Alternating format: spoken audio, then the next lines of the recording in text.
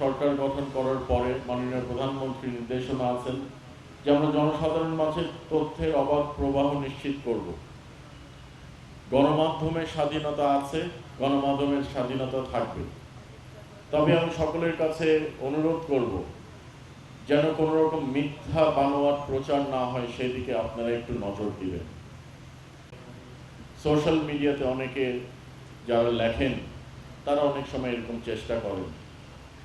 আমরা তথ্যের অবাধ প্রবাহ এবং গণমাধ্যমের স্বাধীনতায় বিশ্বাস করি।